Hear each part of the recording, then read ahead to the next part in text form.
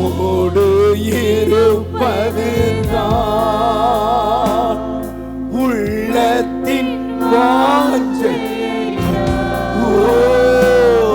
எந்தன் சிருஷ்டிகரே உம்மை நினைக்கிறவே அந்த வாலிப நாட்களிலே. உங்க குடும்ப அழிவு வருவதற்கு முன்பதாக நீங்க எழும்பணும். உங்களுடைய முழங்கால் முடக்கப்படணும். உங்களுடைய கைகள் ஆண்டவருக்கு நேராக தூக்கணும். நீங்க ராஜாவுக்கு முன்பதாக போய் நிற்கணும். எஸ்தர் அழிவு வருவதற்கு முன்பதாகவே ராஜாவுக்கு முன்பதாக போய் நின்னா.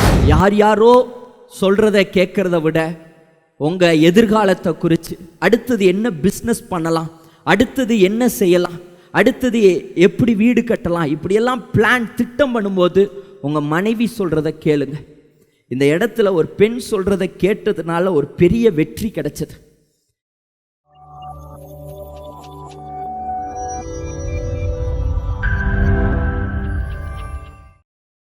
இரக்கமும் உருக்கமும் நீடிய சாந்தம் கிருபையும் உள்ளவரே.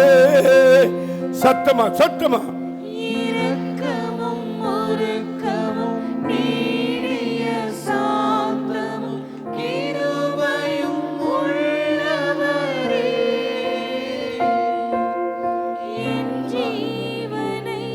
சொல்லுங்க கைகளை உயர்த்தி.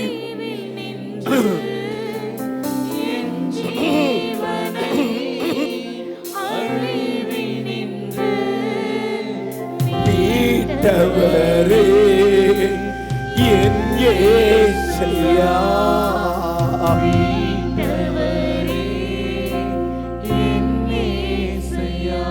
கைகளை உயர்த்தி இயேசுயா உம்மைத்தானே என் முன்னே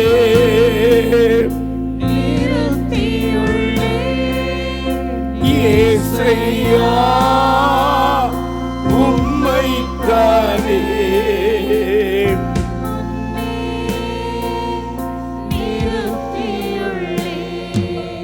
உம்மோடு இருப்பதுதான்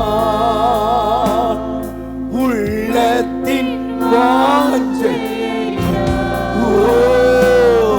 உம் சித்தம் செய்வது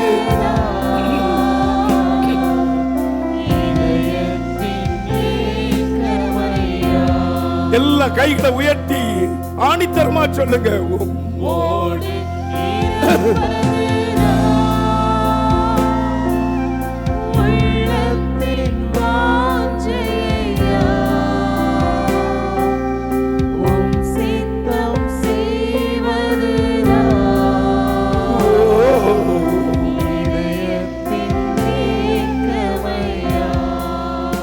எனக்காக யாவையும் செய்பவரே, செய்து முடிப்பவரே.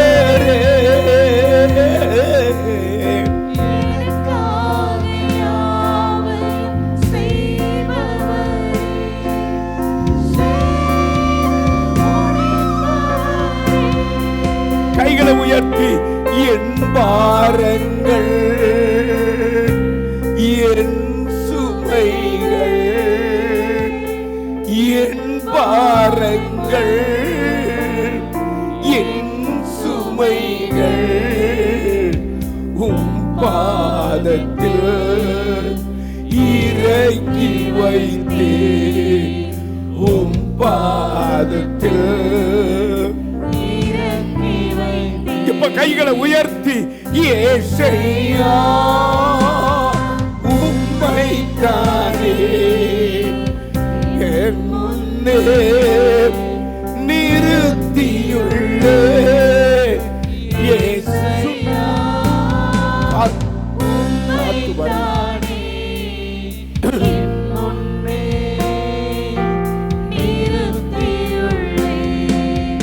உம்மோடு இருப்பதுதான்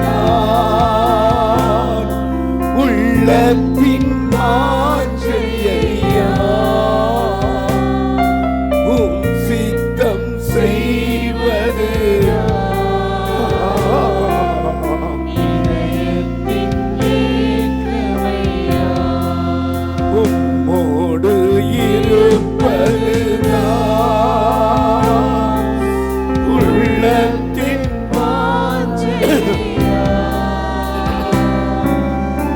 உம் சித்தம் செய்வதுதான்.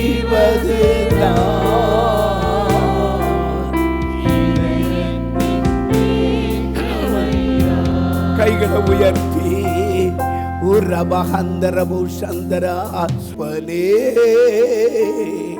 தந்தையே தலை நிம்மீர செய்பவர் நீரே, கேடகம் நீரே, மகிமையும் நீரே. அப்பா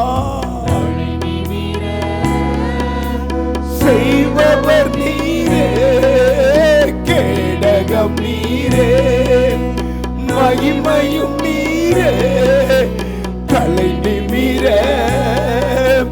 செய்பவர் நீரே, தலை நிமிர செய்பவர் நீரே. ஆகா தலை நிமிர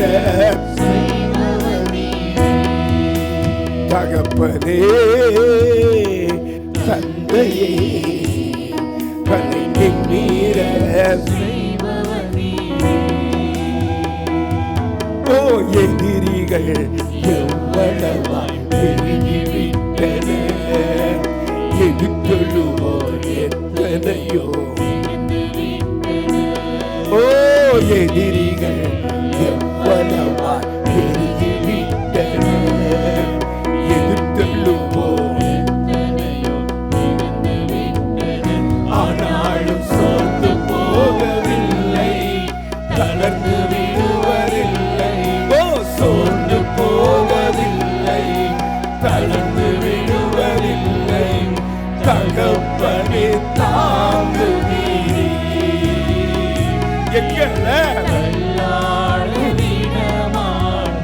இன்னும் ஒரு முறை பாடிருங்க.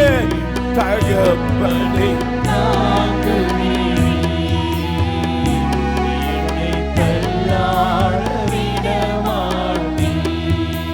கேடகம் நீரே, மகிமையும் நீரே, தலை நிமிர செய்பவர் நீரே. ஓ கேடகம் நீரே, மகிமையும் நீரே, தலை நிமிர செய்பவர் நீரே, தலை நிமிர செய்பவர் நீரே, தலை நிமிர செய்பவர் நீரே.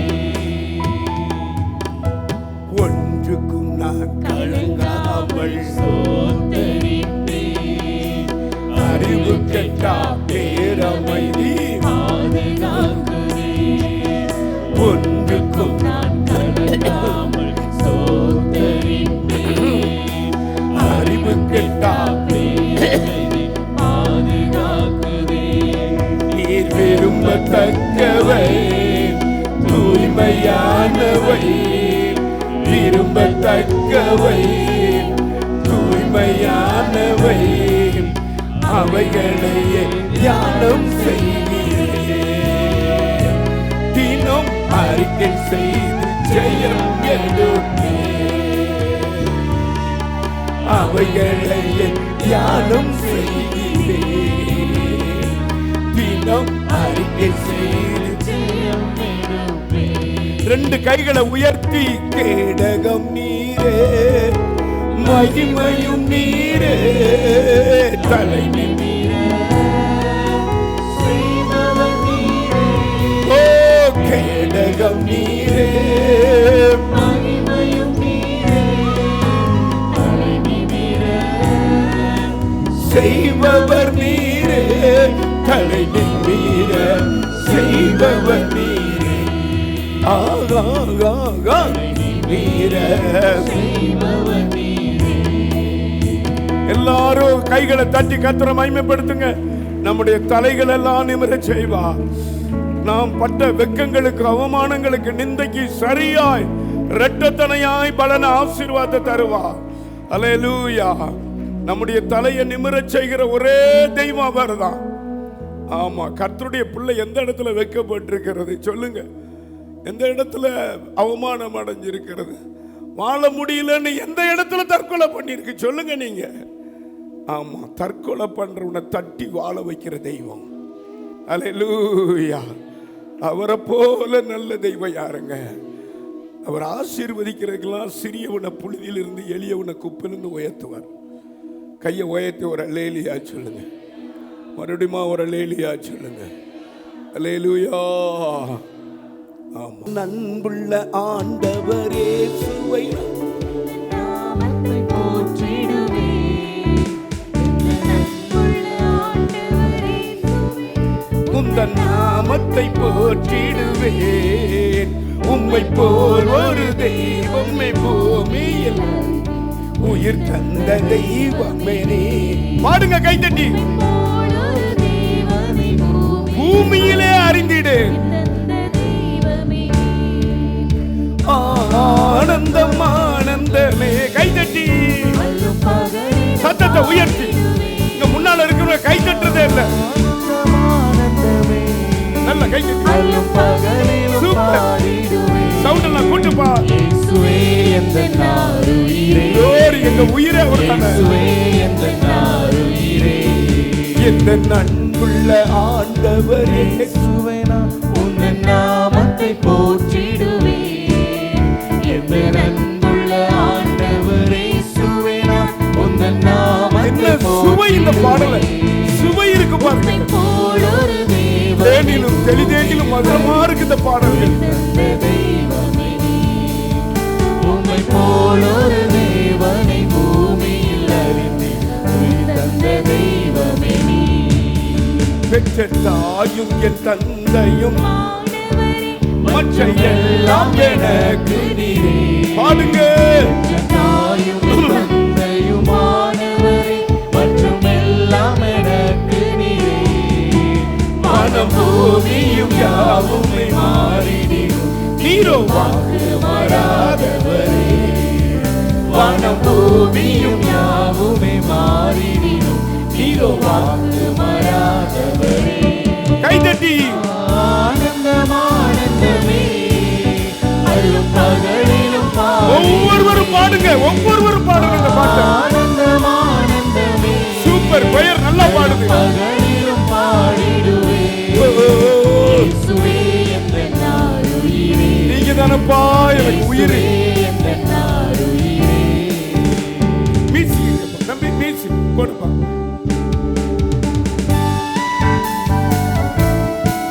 சபாரா ஹாந்தரா.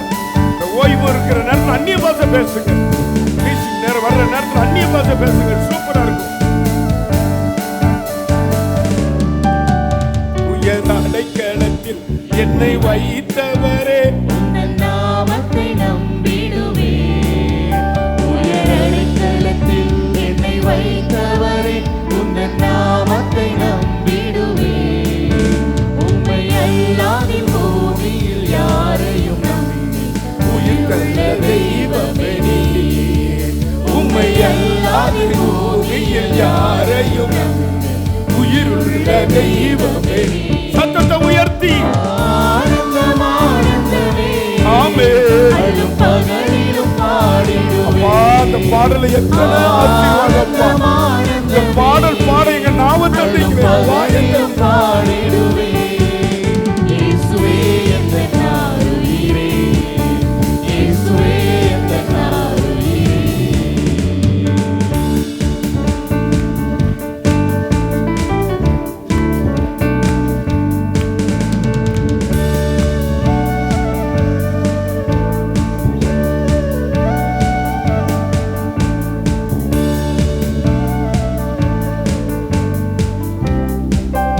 எந்தன் சிருஷ்டிகரே உம்மை நினைத்திடவே தந்த வாலிப நாட்களிலே. எந்தன் சிருஷ்டிகரே, உம்மை நினைத்திடவே தந்த வாலிப நாட்களிலே. இந்த மாய உலகத்தை வெறுத்திட அழித்து பரிசுத்த ஜீவியமே. இந்த மாய உலகத்தை வெறுத்திட அழித்து பரிசுத்த ஜீவியமே. ஆனந்தம் ஆனந்தமே, அல்லும் பகலிலும் பாடிடுவே. ஆனந்தம் ஆனந்தமே, அல்லும் பகலிலும் பாடிடுவே. இயேசுவே எந்தன் ஆருயிரே,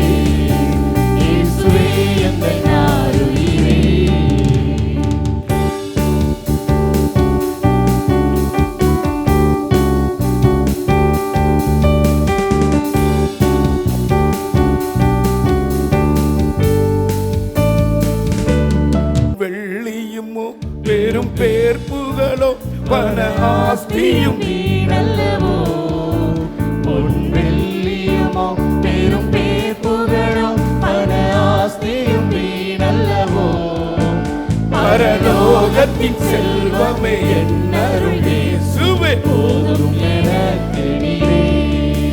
பரலோகத்தின் செல்வமே என்னருள் இயேசு, போதும் எனக்கு நீரே. கைத்தட்டி ஆனந்தம் ஆனந்தமே, ஆனந்தமே, பகலிலும் உலகத்தராத ஆனந்தமே, செல்வந்தராத ஆனந்தமே, பகலிலும் பாடிடுவே. கபா கபா கபா கபா கபா லடா துண்டா கடா கபா. இயேசுவே எந்த நாருயிரே, இயேசுவே எந்த நாருயிரே. ஓயாம சொல்லுங்க. இயேசுவே எந்த நாருயிரே, இயேசுவே எந்த நாருயிரே, இயேசுவே எந்த நாருயிரே. ஆமென்.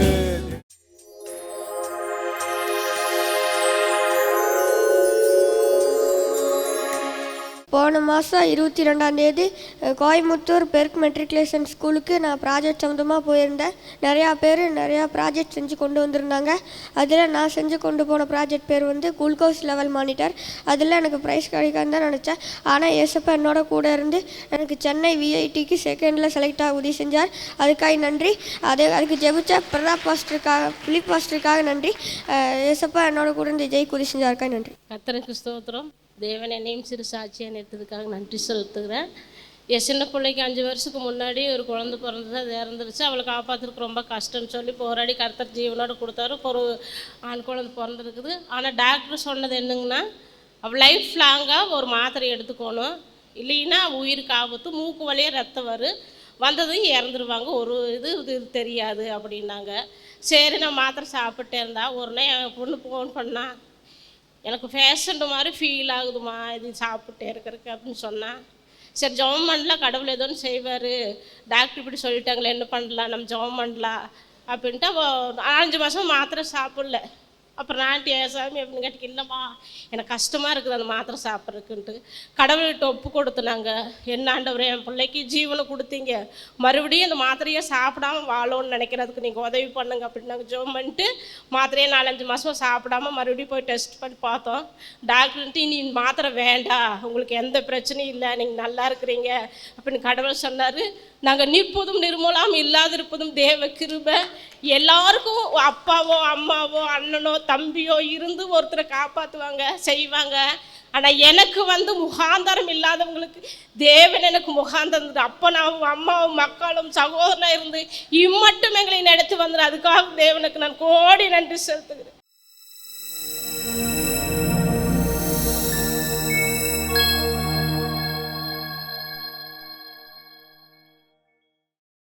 ரெண்டு சாமுவேல் 20:16. அப்பொழுது புத்தியுள்ள ஒரு ஸ்திரீ பட்டணத்திலிருந்து சத்தமிட்டு, கேளுங்கள் கேளுங்கள், நான் யோவாபோடே பேச வேண்டும், அவரை இங்கே கிட்ட வர சொல்லுங்கள் என்றாள். இந்த இடத்துல ஒரு ஸ்திரீயை குறித்து சொல்லப்பட்டிருக்கிறது. புத்தியுள்ள ஒரு ஸ்திரீ, புத்தியுள்ள ஒரு ஸ்திரீ. இந்த ஸ்திரீயை பத்தி வேற எதுவும் பெருசா பேசல. இந்த அதிகாரத்தில் மட்டும்தான் இந்த ஸ்திரீயை குறித்து சொல்லப்பட்டு இருக்கிறது. இந்த ஸ்திரீயுடைய பெயர் சொல்லப்படலை. இதுதான் இந்த ஸ்திரீயுடைய பெயர் சொல்லப்படலை. பைபிளில் என்னைக்குமே எப்போவுமே ஒரு கேரக்டரை இன்ட்ரடியூஸ் பண்ணால் இவங்க இவருடைய பிள்ளை, இவங்களுடைய அப்பா பேர் இது, அம்மா பேர் இது, இந்த கோத்திரத்தை சேர்ந்தவன், இந்த ஊரை சேர்ந்தவன், இப்படின்னு ஒரு வரலாறு இருக்கும். ஒரு மனுஷனை இன்ட்ரடியூஸ் பண்ணும்போது, தாவீதை இன்ட்ரடியூஸ் பண்ணும்போது ஈசாயின் குமாரனாகிய தாவீது அப்படின்னு வருது. இப்படி ஒரு இன்ட்ரடியூஸ், அதாவது அப்பா யாரு தாத்தா யாரு இப்படியெல்லாம் போட்டு தான் வேதத்தில் ஒவ்வொரு மனிதர்களை இன்ட்ரடியூஸ் பண்ணுவாங்க. ஆனால் இங்கே ஒரு ஸ்திரீயை குறித்து சொல்லப்பட்டிருக்கிறது. இவங்க அப்பா பேர் போடலை, அம்மா பேர் போடலை. இந்த ஸ்திரீயுடைய பேராவது போட்டிருக்குன்னா இந்த ஸ்திரீயுடைய பேரும் போடலை. ஆனால் இந்த ஸ்திரீக்கு பைபிளில் ஒரு அழகான ஒரு பேர் சொல்லப்பட்டிருக்கிறது, புத்தியுள்ள ஒரு ஸ்திரீ. இந்த ஸ்திரீ இந்த சாப்டரில் மட்டும் வரா, இந்த இடத்துல மட்டும் வந்துட்டு அதுக்கப்புறம் இந்த ஸ்திரீயை குறித்து நம்ம படிக்கவே மாட்டோம். பெண்களுடைய ஒரு அழகு, ஒரு விசேஷம் என்னன்னா, ஆண்களுக்கு பெண்கள் தான் முதுகெலும்புன்னு சொல்லுவாங்க. காரணம் என்னன்னா, எல்லாமே செய்யறது அவங்க தான், எல்லாமே அவங்கனால தான் ஒரு பெரிய, இந்த இடத்துல அப்படிதான், இந்த புத்தியுள்ள பெண்ணால தான் ஒரு பெரிய ஒரு வெற்றியை ஆண்டவர் கொடுக்கிறாரு. ஆனால் இந்த பெண்ணுடைய பேர் போடலை. இந்த வெற்றிக்கு பேரும் புகழும் யாருக்கு கிடைக்குதுன்னா யோவாப்புக்கு கிடைக்குது. யோவாப்புன்னு ஒரு தளபதிக்கு பேரும் புகழும் கிடைக்குது. இதுதான் பெண்களுடைய அழகு. அவங்க எல்லாம் செய்வாங்க, ஆனால் பேரும் புகழும் கணவனாருக்கு வாங்கி கொடுத்துருவாங்க.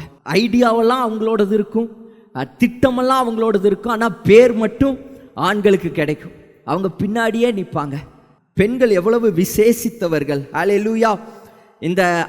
இந்த ஸ்டோரியோடைய கதையை நான் உங்களுக்கு சொல்கிறேன். இந்த ஸ்டோரியில் சேபான்னு ஒரு பொல்லாதவன் இருக்கிறான்.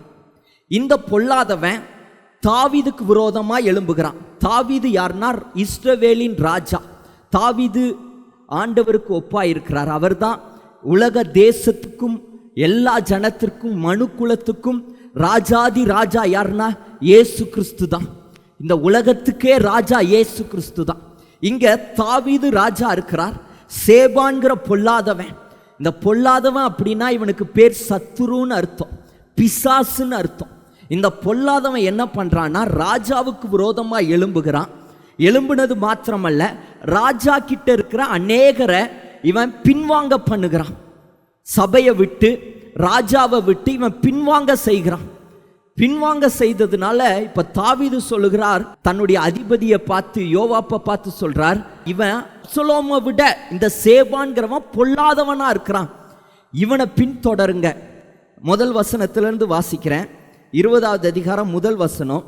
அப்பொழுது பென்யமின் மனுஷனாகிய பிக்ரியின் குமாரனாகிய சேபா என்னும் பேருள்ள பேலியாளின் புருஷன் ஒருவன் தற்செயலாய் அங்கே இருந்தான். எப்படி அந்த சேபாவுக்கு இன்ட்ரோடியூஸ் பண்ணியிருக்கிறாருன்னு பாருங்க. பொல்லாதவன், இப்படிதான் அவனுடைய இன்ட்ரோடியூஸே இருக்கு. பிசாசு தான் அந்த பேருடையவன். பொல்லாதவன், திருடன், இதெல்லாம் பிசாசு. இவன் இருந்தான். அவன் எக்காலம் ஊதி, எங்களுக்கும் தாவீதினிடத்தில் பங்கு இல்லை, ஈசாயின் குமாரனிடத்தில் எங்களுக்கு சுதந்திரமும் இல்லை, இஸ்ரவேலிலே நீங்கள் அவரவர் தங்கள் கூடாரங்களுக்கு போய்விடுங்கள் என்றான். அப்பொழுது இஸ்ரவேல் மனுஷர் எல்லாரும் தாவீதை விட்டு பின்வாங்கி பிக்ரியின் குமாரனாகிய சேபாவை பின்பற்றி போனார்கள். தாவீதை விட்டு பின்வாங்கிட்டாங்க. ராஜாவை விட்டு பின்வாங்கி போயிட்டாங்க.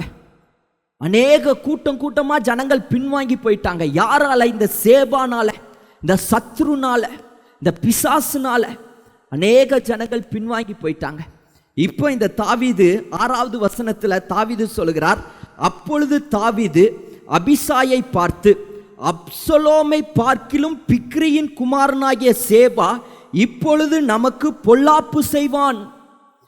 அப்சலோமை காட்டிலும் இந்த பிக்ரியின் குமாரனாகிய சேபா நமக்கு பொல்லாப்பு செய்வான். அவன் அரணான பட்டணங்களில் வந்தடைந்து நம்முடைய கண்களுக்கு தப்பி போகாதபடிக்கு நீ உன் எஜமானுடைய சேவகரை கூட்டிக் கொண்டு அவனை பின்தொடர்ந்து போ என்றான். அப்போ 7வது வசனம். அப்படியே யோவாப்பின் மனுஷரும் கிரேத்தியரும் பிலேத்தியரும் சகல பலசாலிகளும் அவன் பிறகாலே புறப்பட்டு பிக்ரியின் குமாரனாகிய சேபாவை பின்தொடர எருசலேமிலிருந்து புறப்பட்டார்கள். எருசலேமிலிருந்து இந்த சேபாவை பின்தொடர்ந்து போறாங்க. இந்த சேபாவை பிடிக்கணும், இவன் போய் அரணான பட்டணத்துக்குள்ள போயிடக்கூடாது, அங்க அநேக ஜனங்கள் இருக்கிறாங்க. இவன் அந்த பட்டணத்துக்குள்ள போயிட்டா அந்த ஜனங்களுடைய வாழ்க்கையும் பாதிக்கப்படும். போறதுக்குள்ள இவனை பிடிக்கணும்னு பின்தொடர்றாங்க. ஆனா இந்த சேபா என்ன பண்ணிட்டார்னா ஆபேல் அப்படின்னு ஒரு பட்டணத்துக்குள்ள போய் அடைக்கலம் பூந்துட்டார். ரகசியமா போய் ஒளிஞ்சுக்கிட்டார் ஆபேல்ங்கிற பட்டணத்துக்குள்ள போய். இப்போ யோவாப்புக்கு தெரிஞ்சிருச்சு, இந்த சேபா இந்த பட்டணத்துக்குள்ள போயிட்டார், இந்த ஆபேலுங்கிற பட்டணத்துக்குள்ள போயிட்டாருன்னு தெரிஞ்ச உடனே சேவகர்கள் எல்லாரும் அந்த பட்டணத்துக்கு நேராக வராங்க. இங்கே போர் சேவகர்கள் வந்ததும், அந்த காலத்தில் பார்த்தீங்கன்னா ஒரு பட்டணம் இருந்ததுன்னா அதை சுற்றிலும் கோட்டச்செவர் இருக்கும், மதில்கள், பெரிய பெரிய மதில்கள். ஈஸியாக அந்த பட்டணத்துக்குள்ளே யாரும் போக முடியாது.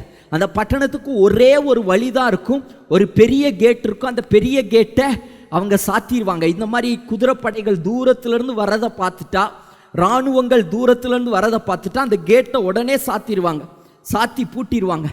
இப்படி அந்த பட்டணம் பார்க்குறாங்க. திடீர்னு ஒரு குதிரை போர் வீரர்கள்லாம் இந்த பட்டணத்தை நோக்கி வராங்க. யோவாப்புடைய படைகள் எல்லாம் இந்த பட்டணத்தை நோக்கி வருது. இதை பார்த்ததும் ஆபேல் பட்டணத்தில் இருக்கிறவங்க கதவை சாத்தி அடைச்சிட்டாங்க. உடனே யோவா பக்கத்தில் வந்து பார்க்குறாரு, பூட்டி இருக்கு, மதில்கள்லாம் பெருசாக இருக்கு. சேவகர்களை பார்த்து சொல்கிறான், இந்த பட்டணத்துடைய மதில்களையெல்லாம் இடிச்சிருங்க, அதையெல்லாம் தகுடுபடி ஆக்கிருங்க. உடனே சேவகர்கள் ஈட்டி கடப்பாறை எல்லாத்தையும் எடுத்து அந்த பட்டணத்தை இடிக்க ஆரம்பிக்கிறாங்க, அதை தகர்க்க ஆரம்பிக்கிறாங்க. அந்த காலத்தில் பார்த்தீங்கன்னா ஒரு பெரிய ஒரு மரம் இருக்கும், இங்கேருந்து 40 அடிக்கு அந்த மரம் இருக்கும். அதை ஒரு 50 பேர் பிடிச்சிருப்பாங்க. அங்கேருந்து ஓடி வந்து அந்த மரத்தை வச்சு அந்த கதவுல இடிப்பாங்க. மறுபடியும் திரும்ப போவாங்க, ஓடி வந்து அந்த கதவுல இடிப்பாங்க. இப்படி அவங்க இடிச்சுக்கிட்டே இருந்தாங்க. அந்த கதவு அசைய ஆரம்பிச்சது, கோட்டை சுவரெல்லாம் அசைய ஆரம்பிச்சது. உள்ள இருக்கிற ஜனங்கள், இதுக்கு முன்னாடி இந்த ஆபேல் பட்டணம் எப்படி இருந்ததுன்னா, இந்த ஆபேல் பட்டணத்தை குறித்து சொல்லப்பட்டிருக்கிறது, இது சமாதானமான பட்டணமா இருந்ததாம். இந்த பட்டணம் உண்மையுள்ள பட்டணமா இருந்ததாம். இந்த பட்டணத்தை குறித்து இன்னும் அந்த வசனம் சொல்லுது, இந்த பட்டணத்தில் யாராவது வந்து இந்த பட்டணத்துக்குள்ள வந்து ஜெபிச்சாங்கன்னா அந்த ஜெபங்கள் உடனே கேட்கப்படுமா. இந்த பட்டணத்துக்குள்ள பிரிவினையோடு இருக்கிறவங்க, சண்டையோடு இருக்கிற குடும்பங்கள் இந்த பட்டணத்துக்குள்ள வந்து அந்த குடும்பங்கள் ஒன்று சேர்ந்துருமா. இப்படி ஒரு உண்மையுள்ள பட்டணம். இன்னும் அந்த ஸ்திரீ சொல்ற அந்த பட்டணத்தை குறித்து, இது இஸ்ரவேலுக்கு தாயாயிருக்கிற பட்டணம், இது தாயாயிருக்கிற பட்டணம், இஸ்ரவேலுக்காக ஒரு ஜெபிக்கிற ஒரு பட்டணம். இந்த ஆபேல் பட்டணம் தான் இந்த சபை. இந்த ஆபேல் பட்டணம் இந்த சபையை குறிக்குது. இந்த இடத்துல வந்து ஜெபிக்கிறவங்களுக்கு ஜெபம் கேட்கப்படும். பிரிஞ்சிருக்கிற குடும்பங்கள் இந்த சபைக்குள்ள வரும்போது அந்த குடும்பங்கள் ஒன்று சேர்க்கப்படும். இந்த சபை இந்த பட்டணத்துக்கு தாயாய் இருக்கிறது. இந்த சபையில தான் ஜெபங்கள், தேசத்துக்காக ஜெபங்கள் ஏறெடுக்கப்படுகிறது. தேசத்துக்காக அழுது புலம்புகிற காரியங்கள் இந்த சபையில தான் நடக்குது. அழிந்து போய்கொண்டு இருக்கிற ஆத்துமாக்களுக்காக, பின்வாங்கி போன ஆத்துமாக்களுக்காக ஜெபிக்கிறது சபை தான். இதுதான் இந்த ஆபேல் பட்டணம். ஆனா இந்த ஆபேல் பட்டணத்தில் ஒரு பெரிய அழிவு வருது. இடிக்கிறாங்க, ரா முழுவதும் இடிக்கிறாங்க, கடப்பாறையை வச்சு குத்துறாங்க, ஒவ்வொரு கல்லா இடிக்க ஆரம்பிக்கிறாங்க. அந்த பட்டணத்தில் அநேக வாலிபர்கள் இருந்தாங்க. வாலிபர்கள்லாம் பயந்துட்டு இருந்தாங்க. மீச வச்ச ஆம்பளைகள் இருந்தாங்க. ஆம்பளைங்கள்லாம் பயந்துட்டு இருந்தாங்க. நான் தான் பலசாலின்னு 6 பேக் இருக்கிறவங்க, பைசிப்ஸ் இருக்கிறவங்கெல்லாம் பயந்துட்டு இருந்தாங்க. எல்லாரும் பயந்துட்டு இருக்கிற நேரத்தில் அந்த வசனம் சொல்லுது, 16வது வசனம், ஒரு புத்தியுள்ள ஒரு பெண் எழும்பினாள். ஒரு புத்தியுள்ள ஒரு பெண் அந்த பட்டணத்தில் எழும்புறா. அதான் அந்த வசனம், 16வது வசனம். அப்பொழுது புத்தியுள்ள ஒரு ஸ்திரீ பட்டணத்திலிருந்து சத்தமிட்டு, கேளுங்கள் கேளுங்கள், நான் யோவாப்புடனே பேச வேண்டும், அவரை இங்கே கிட்டி வர சொல்லுங்கள் என்றாள். இங்கே தான் என்னுடைய முதல் பாயிண்ட் போட்டிருக்கிறேன். பெண்ணே, நீ எழும்ப வேண்டிய காலம் இதுவே. இந்த பெண் எந்த காலத்தில் எழும்புனானா, அமைதியாக இருந்த பட்டணம், உண்மையுள்ள பட்டணம், இஸ்ரவேலுக்கு தாயாயிருந்த பட்டணம் இப்போ அழிக்கப்பட போகிறது, சுட்டெரிக்கப்பட போகிறது. எல்லாரும் பயந்துட்டு இருக்கிறாங்க. அடுத்த தலைமுறையே இல்லாத ஒரு சூழ்நிலை வரப்போகிறது. பிள்ளைங்களை கொஞ்ச நேரத்தில், இன்னும் கொஞ்ச நேரம் விட்டுட்டா பிள்ளைங்களை எல்லாம் கொண்டுட்டு போயிடுவாங்க. இந்த பட்டணத்துக்கு விரோதமாய் எல்லா இடத்துலையும் இடிக்கிற ஒரு சத்தம், பட்டணத்தை இடிக்கிற ஒரு சத்தம், பட்டணத்தை நிர்மூலமாக்குற ஒரு சத்தம், ஜனங்களுக்குள்ள ஒரு பயம் ஏற்பட்டிருக்கிற ஒரு சூழ்நிலையில் ஒரு பெண் எழும்புறா. இந்த பெண் சரியான நேரத்தில் எழும்புனா. அழிக்கிறதுக்கு முன்பதாகவே, பட்டணம் அழிக்கப்படுவதற்கு முன்பதாகவே அந்த பெண் எழும்பிட்டா. பட்டணத்தை காக்க ஒரு தாயாய் அந்த பெண் எழும்புனா. கொஞ்சம் கூட தாமதிக்கல. நான் சொல்றேன், ஒவ்வொரு ஸ்திரீயும் உங்க குடும்பத்துக்காக நீங்க எழும்பணும், உங்க சபைக்காக நீங்க எழும்பணும். உலகத்தில் நடக்கிற செய்திகளை நீங்க கேட்குறீங்களே, ஈரான்ல குண்டு போடுறாங்க, அது ஈரான் இப்போ இஸ்ரேல்ல குண்டு போடுறாங்க. எத்தனையோ அழிவு, எத்தனையோ சிறு சிறு பிள்ளைகள் அழிஞ்சிட்டு இருக்கிறாங்க. உலகம் ஒரு மோசமான நிலைமைக்கு போய்கொண்டு இருக்கிறது. ஒவ்வொரு நாளும் ஆயிரக்கணக்கான பேர் மரிச்சிட்டு இருக்கிறாங்க. ஆனால் நியூஸ்ல வர்றதில்லை. ஒவ்வொரு நாளும் ஆயிரக்கணக்கான, அதாவது ஏவுகணைகள் ஏவப்படுகிறது. இங்க குண்டு வீசுறாங்க, மாத்தி இங்க குண்டு வீசுறாங்க. ஒரு யுத்தம் வரப்போகிறது. வேதத்துல சொன்னது போலவே யுத்தத்தின் சத்தத்தை கேட்டுக்கொண்டிருக்கிறோம். இது கடைசி காலம். இந்த காலத்துல நீ மௌனமா இருக்காத, நீ எழும்பு. பிள்ளைங்க குடும்பத்துல பிள்ளைங்க எல்லாம் பாலாய் போய் கொண்டு இருக்கிறாங்க. சினிமாக்கு அடிமைப்பட்டிருக்கிறாங்க, மதுபானத்துக்கு அடிமைப்பட்டிருக்கிறாங்க, பீடி சிகரெட்டுக்கு அடிமைப்பட்டிருக்கிறாங்க. அவங்க சிக்கி இருக்கிற பாவத்தை வெளியே சொல்ல முடியல. அப்படி உங்க பிள்ளைகள், உங்க சந்ததி, உங்க தேசம் பாலாய் போய் கொண்டிருக்கிறது. இந்த காலத்துல பெண்ணே நீ எழும்பு. இங்க ஒரு புத்தி உள்ள பெண் எழும்புறா. இதுதான் எஸ்தர் காலத்துல பாத்தீங்கன்னா மொர்தேகா எஸ்தரை பார்த்து சொல்றா, எஸ்தரே, மொர்தேகா எஸ்தருக்கு ஒரு ஆலோசனை சொல்றா, எஸ்தரே, இந்த காலத்துல நீ மௌனமா இருந்தா எப்படி எஸ்தர்? நீ அரண்மனையில இருக்கிறதுனால நாங்கெல்லாம் அழிக்கப்படுவோம், யூதர்கள் எல்லாம் அழிக்கப்படுவோம், நீ தப்பிச்சிருவேன்னு நினைக்காத.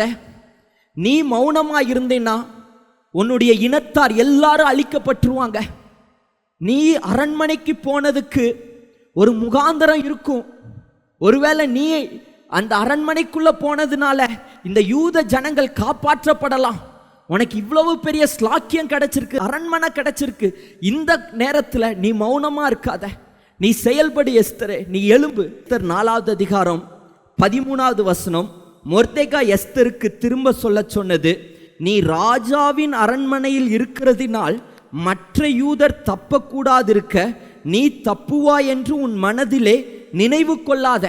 நாங்களாம் அழிஞ்சிருவோம். யூதர்கள்னா உன் சொந்த ஜனம், உன் சொந்த குடும்பம், உன் குடும்பமே அழிஞ்சிரும். ஆனால் நீ தப்பிச்சிருவேன்னு நினைக்காத. 14வது வசனம், நீ இந்த காலத்திலே மௌனமா இருந்தால், அடுத்தது சொல்லப்பட்டிருக்குது, நீ மட்டும் மௌனமா இருந்தீன்னா நீயும் உன் தகப்பன் குடும்பத்தாரும் அழிவீர்கள். நீ மௌனமா இருந்துட்டீன்னா நீ அழிஞ்சிருவ. எஸ்தரே எழும்பு. இன்னைக்கு எஸ்தரை குறித்து நம்ம படிக்கிறோன்னா அதுக்கு காரணம் என்ன தெரியுமா? யூதருக்கு அழிவு வருவதற்கு முன்பதாகவே எஸ்தர் எழும்பிட்டா. எஸ்தர் யூதருக்காக எழும்பிட்டா, யூதருக்காக அவன் நிற்க ஆரம்பிச்சிட்டா. அதனால தான் இன்னைக்கு எஸ்தர் ராஜாத்தியை குறித்து நம்ம பேச ஆரம்பிக்கிறோம். இன்னைக்கு சொல்கிறேன், உங்கள் குடும்ப அழிவு வருவதற்கு முன்பதாக நீங்கள் எழும்பணும். உங்களுடைய முழங்கால் முடக்கப்படணும், உங்களுடைய கைகள் ஆண்டவருக்கு நேராக தூக்கணும். நீங்கள் ராஜாவுக்கு முன்பதாக போய் நிற்கணும். எஸ்தர் அழிவு வருவதற்கு முன்பதாகவே ராஜாவுக்கு முன்பதாக போய் நின்னா. இதே போல தான் அழிவு வருவதற்கு முன்பதாகவே ஆண்டவருக்கு முன்பதாக போய் நில்லுங்க. இங்கே இந்த புத்தியுள்ள பெண் எல்லாரும் அமைதியாக இருக்கும்போது, எல்லா ஆம்பளைகளும் அமைதியாக இருக்கும்போது, இந்த புத்தியுள்ள பெண் தன்னுடைய தேசத்துக்காக, தன்னுடைய பட்டணத்துக்காக, ஆபேல் பட்டணத்துக்காக இவ எழும்பி போய் யோவாப்புக்கு முன்பதாக போய் நிற்கிறா. யோவாப்பே, நான் சொல்றதை கேளுங்க. அந்த வசனம் அழகா இருக்கும் பாருங்க. 16வது வசனம், அப்பொழுது புத்தியுள்ள ஒரு ஸ்திரீ பட்டணத்திலிருந்து சத்தமிட்டு, கேளுங்கள் கேளுங்கள், நான் யோவாப்புடனே பேச வேண்டும், அவரே இங்கே கிட்டி வர சொல்லுங்கள் என்றாள். அவன் அவளுக்கு சமீபத்தில் வந்தபோது அந்த ஸ்திரீ, நீர்தானா யோவாப் என்று கேட்டாள். அவன் நான் தான் என்றான். அப்பொழுது அவள் அவனை பார்த்து, உமது அடியானின் வார்த்தைகளை கேளும் என்றாள். அவன் கேட்கிறேன் என்றான். அந்த பெண் எழும்புனது மாத்திரமல்ல, யோவாப் கிட்ட போய் கேட்குறான், நான் சொல்றத கொஞ்சம் கேளுங்க, நான் பேசுறத. இந்த பெண் எப்படி பேசுறான்னு பாருங்க. நான் பேசுறத கொஞ்சம் கேளுங்க. அதுக்கு யோவாப் சொல்றா, நீ பேசு, நான் கேட்குறேன். நான் 2வது பாயிண்ட் இப்படி போட்டிருக்கிறேன், புத்தியுள்ள ஸ்திரீ சொல்வதை காது கொடுத்து கேட்டான். இந்த இடத்துல ஒரு பெரிய வெற்றி யோவாப்புக்கு கிடைக்குது. இந்த வெற்றிக்கு காரணம் என்னன்னா, அந்த பெண் பேசுறத இந்த யோவாப்பு காது கொடுத்து கேட்டானா. இன்னைக்கு ஆண்களை பார்த்தீங்கன்னா, பக்கத்து வீட்டில் இருக்கிற மாமி பேசுகிறத ஏதாவது வேலை சொன்னாங்கன்னா 5 நிமிஷத்தில் செஞ்சுருவாங்க. எங்கேயோ ஊரில் இருக்கிறவன் ஒரு வேலை கொடுத்தா 10 நிமிஷத்தில் செஞ்சுருவாங்க. ஆனால் மனைவி ஒரு வேலை கொடுத்தா காது கொடுத்து கூட கேட்க மாட்டாங்க. அதை செய்யறதுக்கு ரொம்ப நாள் ஆகும், அதை கேட்கறக்கே ரொம்ப நாள் ஆகும். ஆனால் இங்கே யோவாப்புடைய வெற்றிக்கு காரணம், இந்த பெண் சொல்லும்போது இவன் காது கொடுத்து கேட்டானா. இவன் கேட்டதுனால ஒரு பெரிய ஒரு வெற்றி கிடைச்சதுங்க. எஸ்தர் அகாஸ்வேரு ராஜாவை பார்த்தீங்கன்னா, அகாஸ்வேரு ராஜா பண்ணின ஒரு பெரிய தப்பு என்னன்னா, ஆமான் சொல்றதெல்லாம் அகாஸ்வேரு கேட்டுக்கிட்டே இருந்தான். ஆமான் என்னென்னலாம் சொன்னானோ அதையெல்லாம் அகாஸ்வேரு கேட்டான். அதனால ஒரு பெரிய குழப்பம் அந்த தேசத்தில் காணப்பட்டது. கொஞ்ச நேரத்தில் ஒரு பெரிய ஒரு யுத்தம் வரப்போகுது. யூதர்களையெல்லாம் அழிக்க போகிறாங்க. ஒரு பெரிய ஒரு யுத்தம் வரப்போகுது. ஆனால் இப்படி குழப்பம் நிறைஞ்ச இந்த நேரத்தில், பிரச்சனை நிறைந்த நேரத்தில், இந்த பிரச்சனைக்கெல்லாம் காரணம் என்னன்னா, அகாஸ்வேரு ஒரு பெரிய ஒரு ராஜா, பெரிய எல்லா தேசத்தையும் அரசாண்ட ஒரு ராஜா. இந்த ராஜா ஆமானுடைய வார்த்தையவே கேட்டுட்டு இருந்தான். ஒரு சமாதானமும் இல்லை. தேசத்தில் ஒரே பிரச்சனை. அகாஸ்வேரு ராஜா அழிவு வருவதற்கு முன்பதாக இந்த அகாஸ்வேரு ராஜா என்ன பண்ணார்னா, எஸ்தர் பேசுறத காது கொடுத்து கேட்டார். கேட்டதுனால ஒரு பெரிய வெற்றியை தேவன் தந்தார். நான் சொல்லுவேன், யார் யாரோ சொல்றத கேட்கறத விட உங்க எதிர்காலத்தை குறித்து, அடுத்தது என்ன பிஸ்னஸ் பண்ணலாம், அடுத்தது என்ன செய்யலாம், அடுத்தது எப்படி வீடு கட்டலாம், இப்படியெல்லாம் பிளான் திட்டம் பண்ணும்போது உங்கள் மனைவி சொல்கிறத கேளுங்க. இந்த இடத்துல ஒரு பெண் சொல்கிறத கேட்டதுனால ஒரு பெரிய வெற்றி கிடைச்சது. விசேஷமாக நான் வாலிபர்களுக்கு சொல்லுவேன், உங்கள் அம்மா ஏதாவது உங்களை பார்த்து தம்பி ஜெபம் பண்ணுடா அப்படின்னா கேளுங்க. தங்கம் பைபிள் படிடா அப்படின்னா கேளுங்க. தம்பி அந்த ஃப்ரெண்டு உனக்கு வேண்டாம், அவன் பொல்லாத நண்பன், அவனை விட்டு விலகிடுடான்னு சொன்னா அப்படியே கேளுங்க. இந்த வேலை உனக்கு வேண்டாண்டா, நான் உன்னை இவ்வளவு பெரிய திட்டம் வச்சிருந்தேன், நீ என்னடா இப்படி சின்ன வேலைக்கு போற, இதுக்காகவா உன்னை படிக்க வச்சேன், இதுக்காகவா நீ டிகிரி முடிச்ச, இந்த வேலை வேண்டாம், உனக்கு நல்ல வேலை கிடைக்கும், பொறுத்துரு காத்துரு அப்படின்னு உங்க அம்மா அட்வைஸ் சொன்னா தயவு செய்து கேளுங்க. கேட்டீங்கன்னா நீங்க ஜெயிச்சிருவீங்க. அம்மாவுடைய வார்த்தையை கேட்டுட்டா நீங்க ஜெயிச்சிருவீங்க. மனைவியுடைய வார்த்தையை கேட்டுட்டா நீங்க ஜெயிச்சிருவீங்க. இயேசு கிறிஸ்துடைய வாழ்க்கையில் பார்த்தீங்கன்னா, இயேசு கிறிஸ்து கானாவூர் கல்யாணத்தில் போறாரு. கல்யாணத்தில் இயேசு கிறிஸ்து உட்கார்ந்துட்டு இருக்கிறார். அப்போ மரியாள் ஓடி வந்து ஏசப்பாவை பார்த்து சொல்றார், மகனே இப்படி திராட்சை ரசம் குறைஞ்சிருச்சு, ஏதாவது செய். இந்த வார்த்தையை இயேசு காது கொடுத்து கேட்டார்.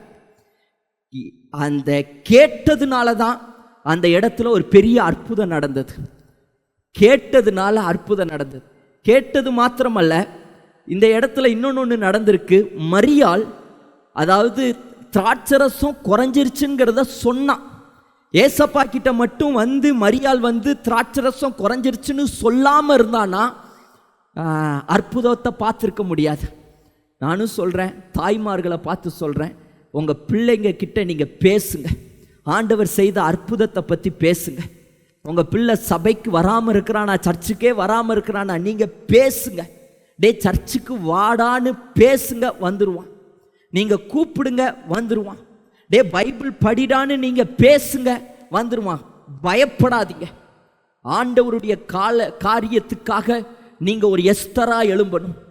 தேவனுடைய ராஜ்யத்துக்காக நீங்கள் ஒரு தெபோராலா எழும்பணும். ஆண்டவருடைய ராஜ்யம் கட்டப்பட, பரிசுத்தமாக உங்கள் குடும்பம் வாழ, உங்கள் குடும்பம் பரிசுத்தமாய் காக்கப்பட நீங்கள் எழும்பணும். அதுக்கு நீங்கள் பேசணும். இந்த இடத்துல எல்லார போல இந்த புத்தியுள்ள ஸ்திரீ அமைதியாக இருந்திருந்தானா அன்னைக்கே அந்த ஆபேல் பட்டணம் அழிக்கப்பட்டு இருக்கும். ஆனால் இந்த புத்தியுள்ள ஸ்திரீ எல்லார போல அமைதியாக இல்லாமல் இவ எழும்பி யோவாப்பு கிட்ட பேச ஆரம்பிச்சா. அந்த பட்டணத்துக்கு தேவன் விடுதலையை தந்தார். ஹல்லேலூயா. அடுத்தது பார்த்தீங்கன்னா என்ன பேசுறா அப்படின்னா 18வது வசனம், அப்பொழுது அவள், பூர்வ காலத்திலே ஜனங்கள் ஆபேலிலே விசாரித்தால் வழக்கு தீரும் என்பார்கள். இந்த பட்டணத்தை ஏன் அழிக்கிறீங்க? இந்த பட்டணம் எப்படிப்பட்ட பட்டணம் தெரியுமா? அந்த பெண் எப்படி பேசுறான்னு பாருங்க யோவாப் கிட்ட. இந்த பட்டணத்துல இந்த பட்டணத்துக்குள்ள ஜெபம் பண்ணுனா உடனே ஜெபம் கேட்கப்படும். இப்படிப்பட்ட ஒரு பட்டணம் இது. 19வது வசனம், இஸ்ரவேலிலே நான் சமாதானமும் உண்மையுள்ளவளுமாய் இருக்கையில் நீர் இஸ்ரவேலிலே தாய் பட்டணமாய் இருக்கிறதை நிர்மூலமாக்குறீரோ. இந்த பட்டணம் சமாதானமா இருக்கு, இந்த பட்டணம் உண்மையுள்ள பட்டணமா இருக்கு, இந்த பட்டணம் இஸ்ரவேலுக்கே தாய் பட்டணமா இருக்குது. இந்த தாய் பட்டணத்தை நீர் நிர்மூலமாக்க விரும்புகிறீரோ? நீர் கர்த்தருடைய சுதந்திரத்தை விழுங்க வேண்டியது என்ன என்றால், உடனே 20வது வசனம், யோபா பிரதியுத்தரமாக, விழுங்க வேண்டும் அழிக்க வேண்டும் என்கிற ஆசை எனக்கு வெகு தூரமாய் இருப்பதாக. காரியம் அப்படி அல்ல. யோவாப் சொல்கிறாரு, எம்மா நான் இந்த பட்டணத்தை அழிக்கணும், இந்த பட்டணத்தை இடிக்கணும், இந்த பட்டணத்தை நிர்மூலமாக்கணுங்கிறது என்னுடைய ஆசை இல்லை. என்னுடைய ஆசையெல்லாம் ஒன்றே ஒன்று தான், இந்த பட்டணத்துக்குள்ளே ஒரு பொல்லாதவன் சேபான்னு ஒருத்தன் வந்து ஒளிஞ்சிட்டான், அவனை நான் கொண்டு வரணும், அவனை மட்டும் நான் எடுத்துகிட்டு போகணும், அவனை மட்டும் கூட்டிகிட்டு போகணும், அவனை விடு, நான் இந்த பட்டணத்தை விட்டுட்டு நான் போயிடுவேன். பாருங்க, அந்த வசனம் அழகா இருக்கு. காரியம் அப்படி அல்ல, பிக்ரியின் குமாரனாகிய சேபா என்னும் பேருள்ள எப்ராயிமின் பர்வத்தானாகிய ஒரு மனுஷன் ராஜாவாகிய தாவீதுக்கு விரோதமாய் தன் கையை ஓங்கினான், அவனை மாத்திரம் ஒப்புக்கொடுங்கள், அப்பொழுது பட்டணத்தை விட்டு போவேன் என்றான். அப்பொழுது அந்த ஸ்திரீ யோவாப்பை பார்த்து, இதோ அவன் தலை மதிலின் மேலிருந்து உம்மிடத்தில் போடப்படும் என்று சொல்லி, அவள் ஜனங்களிடத்தில் போய் புத்தியாய் பேசினதினால் அவர்கள் பிக்ரியின் குமாரனாகிய சேபாவின் தலையை வெட்டி யோவாப்பினிடத்திலே போட்டார்கள். பாருங்க, இதுவரைக்கும் இந்த பெண்ணுக்கு என்ன பிரச்சனைங்கிறது தெரியல. எதனால இவங்கெல்லாம் முற்றுகை போட்டாங்க, எதனால இவங்க இடிக்க பார்த்தாங்கங்கிறது தெரியல. இப்போ யோவாப் சொல்றாரு, இந்த பட்டணத்தை இடிக்கணுங்கிறது எங்களுடைய ஆசை இல்லை, இந்த பட்டணத்துக்குள்ள சேபான்னு ஒரு பொல்லாதவன் இருக்கிறான், அவனுடைய தலையை அவனை மட்டும் எங்களுக்கு கொடுத்துருங்கிறான். உடனே அந்த பெண் சொல்றா, அவ்வளவுதான விஷயம், இந்த சேபானால இவன் ராஜாவுக்கு விரோதமாய் எழும்பினவன், இவன் ராஜாவுக்கு விரோதமாய் பேசினவன், இவன் ராஜா கிட்ட இருந்து அநேகரை பிரிச்சவன், இதெல்லாம் சொன்ன உடனே இந்த பெண்ணுக்கு கோபம் வந்துடுச்சு. இப்படி ஒரு பொல்லாதவன் எங்க பட்டணத்தில் இருக்கிறானா? அப்போ யோவாப்பை பார்த்து சொல்றார், யோவாப்பே இந்த மதுல அண்ணாந்து பார்த்துட்டே இரு, நீ அண்ணாந்து பார்த்துட்டு இருக்க அந்த சைட்ல இருந்து மதுளை தாண்டி சேபாவுடைய தலை வாங்கிட்ட வரும், நீ எடுத்துட்டு போயிரு. எப்படி ஒரு பெண் வைராக்கியமா எழும்புறா பாருங்க. தேவனுக்கு ராஜாவுக்கு விரோதமா எழும்பினவனா, இப்ப நீ அண்ணாந்து பாரு, அவன் தலை உன தாண்டி வரும், அந்த தலையை எடுத்துட்டு போயிரு. இப்போ உடனே அந்த பெண் தன்னுடைய எல்லாரையும் கூப்பிட்டு அந்த சேபாவை பிடிச்சு தலையை வெட்டி அதை மதிலுக்கு அந்த சைடு தூக்கி வீசுறா. வீசினதும் அதை பிடிச்சிட்டு சேபா சமாதானத்தோடு போயிட்டாங்க. என்னைக்கு சேபாவுடைய தலை வெட்டப்பட்டதோ அன்னைக்கு அந்த பட்டணத்தில் சமாதானம் வந்தது. என்னைக்கு சேபாவுடைய தலை மதில் மேலே இருந்து அந்த சைடு தூக்கி வீசப்பட்டதோ அந்த பட்டணத்தில் சமாதானம் வந்தது. என்னுடைய 3வது பாயிண்ட் இப்படி போட்டிருக்கிறேன், உன் எல்லைக்குள் இருக்கிற பிசாசின் தலையை வெட்டி எல்லையை தாண்டி வீசு. பிசாசு இருக்கிற இடத்துல பிரச்சனை இருக்கும், பிசாசு இருக்கிற இடத்துல போராட்டம் இருக்கும். இந்த சேபா வந்து சமாதானமா இருந்த பட்டணத்துக்குள்ள எப்போ இந்த சேபா வந்தானோ அப்பவுமே அந்த பட்டணத்துக்கு பெரிய ஆபத்து வந்துருச்சு. அந்த பட்டணம் இடிக்கப்படுற மாதிரி ஒரு சத்தம், அந்த பட்டணத்துக்குள்ள பயம் வந்துருச்சு. இந்த சேபா தான் பிசாசு. என்னைக்கு பாவம் வீட்டுக்குள்ள வருதோ, அடிமைத்தனம் வீட்டுக்குள்ள வருதோ, என்னைக்கு மதுபான வீட்டுக்குள்ள வருதோ அப்போ பிரச்சனை ஆரம்பிக்கும். என்னைக்கு உங்க பிள்ளைங்க தவறான பாதைக்கு போறாங்களோ அப்பதான் பிரச்சனை ஆரம்பிக்கும். அந்த சேபாவை கண்டுபிடிச்சு அவன் தலையை வெட்டி மதிலுக்கு அந்த சைடு தூக்கி வீசுங்க, குடும்பம் ரட்சிக்கப்படும், குடும்பம் பாதுகாக்கப்படும். இதை தான் இந்த பெண் செஞ்சா. சேபாவுடைய தலையை வெட்டி மதிலுக்கு அந்த சைடு போட்டா. குடிப்பழக்கம்னு இருக்கிற அந்த பிசாசினுடைய தலையை வெட்டி மதிலுக்கு அந்த சைடு தூக்கி வீசுங்க. பிரிவினையை கொண்டு வந்த அந்த பிசாசினுடைய தலையை வெட்டி மதிலுக்கு அந்த சைடு தூக்கி வீசுங்க. மதுபானத்தை கொண்டு வந்த அந்த பிசாசினுடைய தலையை வெட்டி மதிலுக்கு அந்த சைடு தூக்கி வீசுங்க. சினிமா மோகத்தை கொண்டு வந்த அந்த பிசாசினுடைய தலையை வெட்டி மதிலுக்கு அந்த சைடு தூக்கி வீசுங்க. இன்னும் அடிமைத்தனம், பாவத்தை, இச்சைய, மோகத்தை, விபச்சாரத்தை கொண்டு வந்த பிசாசின் தலையை வெட்டி மதிலுக்கு அந்த சைடு தூக்கி வீசுங்க. குடும்பம் பாதுகாக்கப்படும், குடும்பம் ரட்சிக்கப்படும். இதை தான் வேதத்தில் ஒரு பெண் செஞ்சான். நியாயாதிபதிகள் 4வது அதிகாரம் 17வது வசனத்தில் வாசித்தீங்கன்னா, சிசேரான்னு ஒரு பொல்லாதவன் இருந்தான். இந்த பொல்லாதவன் இஸ்ரவேல் ஜனங்களை 20 வருடம் அடிமைப்படுத்திட்டு இருந்தான். இந்த சிசேரான்கிற பொல்லாதவன் இப்போ யாகேலுங்கிற ஒரு பெண்ணுடைய வீட்டுக்குள்ள போறான். இந்த வீட்டுக்குள்ள போனதுமே இந்த யாகேல் என்ன பண்ணுனானா, சிசேராவை பார்த்ததும் அடையாளம் கண்டுட்டா. ஆஹா, சத்ரு நம்ம வீட்டுக்குள்ள வந்துட்டான், பிசாசு நம்ம வீட்டுக்குள்ள வந்துட்டான். அடையாளம் கண்டுபிடிச்ச உடனேயும் இந்த யாகேல் என்ன பண்றானா, அந்த சிசேரா இவன் ஒரு பெரிய யுத்த வீரன், 20 வருஷம் இஸ்ரவேலை அடிமைப்படுத்தி வச்சிருக்கிறவன், இவன் ஒரு பெரிய ராஜா, இஸ்ரவேலே பயந்து நடுங்கின ஒரு ராஜா சிசேரா. இந்த சிசேரா யாகேலுடைய வீட்டுக்கு வரும்போது யாகேல் அவனை வரவேற்று அவனுக்கு உட்கார வச்சு அவனுக்கு பால் கொடுத்து இங்கே படுத்துக்கோங்கன்னு படுக்க வச்சு அவன் மேலே போர்வையை விரித்து ஆணியை எடுத்து சுத்தில எடுத்து அவன் தலையில் வச்சு ஒரே அடி, நெத்தியில் அடித்தது இந்த நெத்தியில் பின்னாடி வந்துருச்சு. அவள் வைராக்கியமாக எழும்பி சுத்தில எடுத்து அடித்தா. பிசாசு என் வீட்டுக்குள்ளே வரதா, சத்துரு என் வீட்டுக்குள்ளே வரதா, இப்படி வைராக்கியமாக எழும்புனா யாக. இந்த வைராக்கியம் உங்களுக்குள்ளே இருக்கணும். சுத்தில் ஆணி அப்படின்னா முழங்காலை குறிக்குது, கண்ணீரை குறிக்குது. முழங்கால் படிட்டு உங்கள் குடும்பத்துக்காக, உங்கள் பட்டணத்துக்காக, உங்கள் சபைக்காக, உங்கள் தேசத்துக்காக நீங்கள் முழங்கால் படிட்டு நீங்கள் ஜெபிக்க ஜெபிக்க ஜெபிக்க ஜெபிக்க இச்சைங்கிற பிசாசு மதுளை தாண்டி அந்த சைடு போய் விழும். நீங்கள் உங்கள் குடும்பத்துக்காக ஜெபிக்க ஜெபிக்க அடிமைத்தனங்கிற பிசாசு மதுளை தாண்டி அந்த சைடு போய் விழுகும். நீங்கள் ஜெபிக்க ஜெபிக்க முழங்கால் படிட்டு கையை உயர்த்தி ஜெபிக்க ஜெபிக்க சிகரெட்டுங்கிற பிசாசு மதுளை தாண்டி அந்த சைடு போய் விழுகும். நீங்கள் ஜெபிக்க ஜெபிக்க சீரியலுங்கிற பிசாசு மதுளை தாண்டி போய் விழுகும். நீங்கள் ஜெபிக்க ஜெபிக்க ஜெபிக்க ஆன்லைன் சூதாட்டம் மதுளை தாண்டி போய் விழுகும். எதுக்கும் நீங்க அடிமைப்பட மாட்டீங்க. நீங்க உலகத்தை ஜெயிப்பீங்க. நீங்க உலகத்துல பிரகாசிக்கிறவங்களாய் மாறுவீங்க. உங்க பிள்ளைங்க இந்த உலகத்தை ஜெயிக்கும். உங்க சந்ததி உலகத்தை ஜெயிக்கும். உங்க குடும்பம் உலகத்தை ஜெயிக்கும்.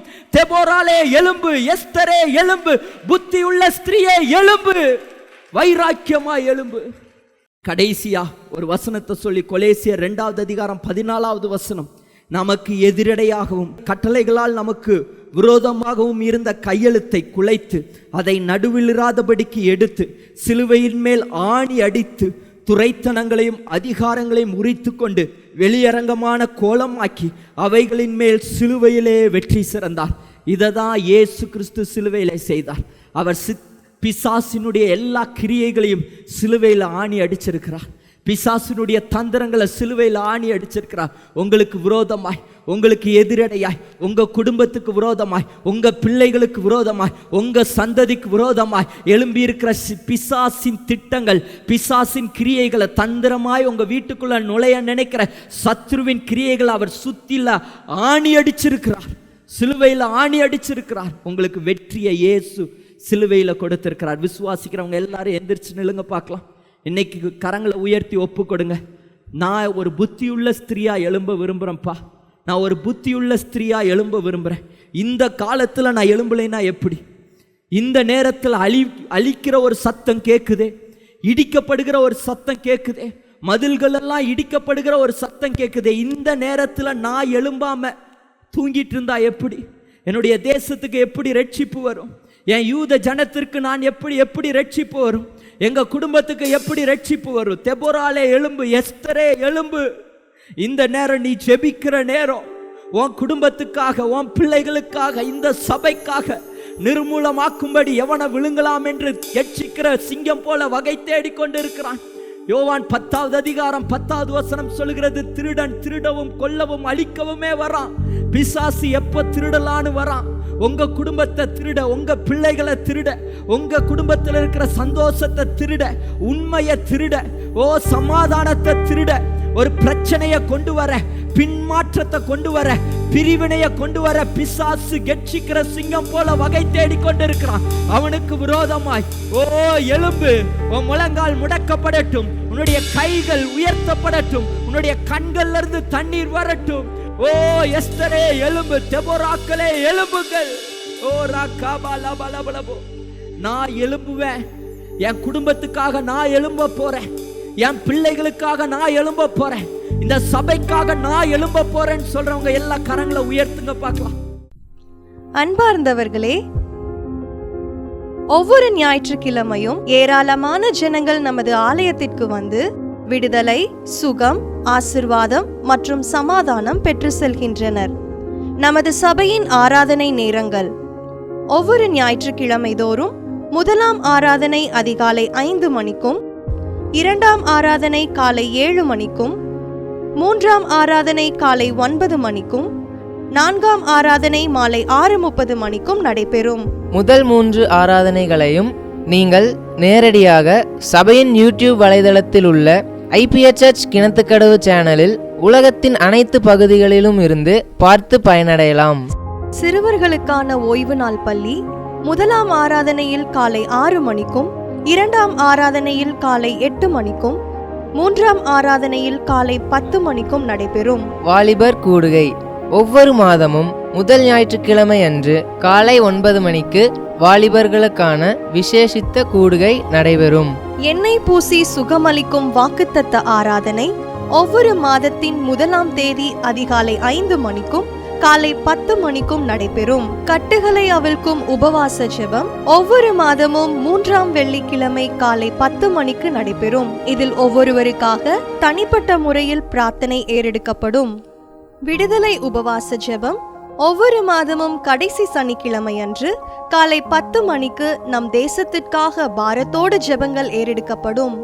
ஒவ்வொரு வியாழக்கிழமை தோறும் ஆண்களுக்கான ஜெப கூடுகை புதிய ஆலயத்திலும் பெண்களுக்கான ஜெப கூடுகை பழைய ஆலயத்திலும் மாலை 7 மணிக்கு நடைபெறும். ஒவ்வொரு புதன்கிழமை அன்றும் வாலிப சகோதரர்களுக்கான ஜெப கூடுகை மாலை 7 மணிக்கு நடைபெறும். ஒவ்வொரு ஞாயிற்றுக்கிழமை அன்று வாலிப சகோதரிகளுக்கான ஜெப கூடுகை மாலை 5 மணிக்கு ஜூம் மீட்டிங்கில் நடைபெறும். நமது சபையில் தினமும் காலை 10 மணி முதல் 2 மணி வரை சபைக்காகவும் தேசத்திற்காகவும் ஜெபங்கள் ஏறெடுக்கப்படும். இக்கூட்டங்களில் கலந்து கொண்டு தேவ ஆசீர்வாதம் பெற யாவரையும் அன்புடன் அழைக்கிறோம். எங்களது முகவரி IPA ஜெப ஆலயம், சர்வம் தியேட்டர் பின்புறம், பொள்ளாச்சி மெயின் ரோட், கிணத்துக்கடவு 642109. ஜெப உதவிக்கு 9443435618 9488873284.